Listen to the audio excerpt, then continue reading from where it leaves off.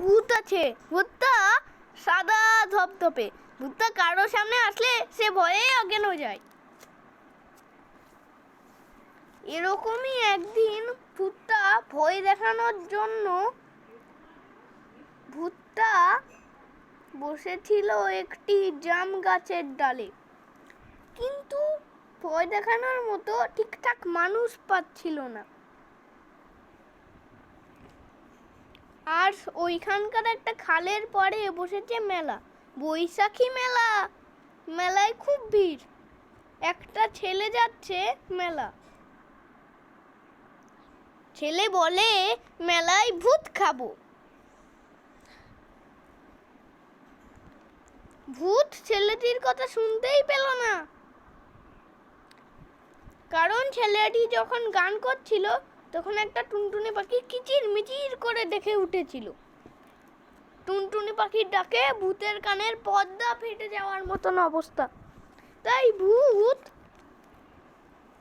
গাছ থেকে উড়ে উড়ে চলে যায় আম গাছে।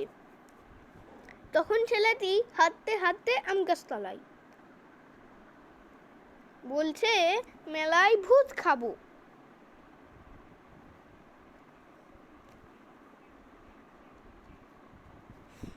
এবার ভূত শুনতে পেল ছেলেটির কথা। ভূত ভাবছে, সত্যি শুনলাম কি, আবার শুনবো ছেলেটার কথা। ভূত গাছ থেকে উড়ে উড়ে চলে গেল একটা বেগুন গাছে। হেঁটে হেঁটে ছেলেটি তখন বেগুন গাছ তলায় বলছে, মেলায় ভূত খাবো। ভূত এবারে ঠিকই শুনতে পেল। অনেক ভয় পেয়ে ভূত হয়ে গেল একটা ডিম। গান, তাইরে নানা তাইরে নানা, সে ডিম ফুটে হয় না ছানা।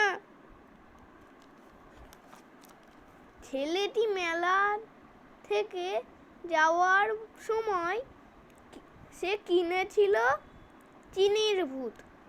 ছেলেটি চিনির ভূত খেতে খেতে বলে, মেলায় ভূত খেলাম।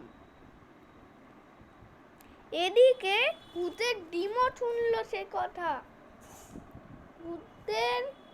সে শুনে ভূতের ডিমের কি কাঁপুনি, সে কি কাঁপুনি, কাঁপতে কাঁপতে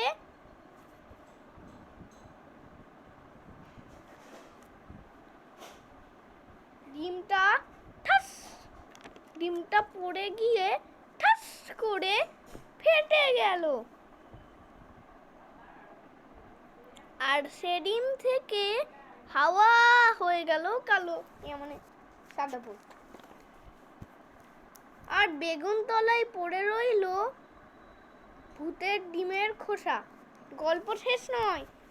বেগুন গাছের কাঁটা ফুটেছিল ভূতের গায়ে, তাই ভূতের আরো ভয় লেগেছিল।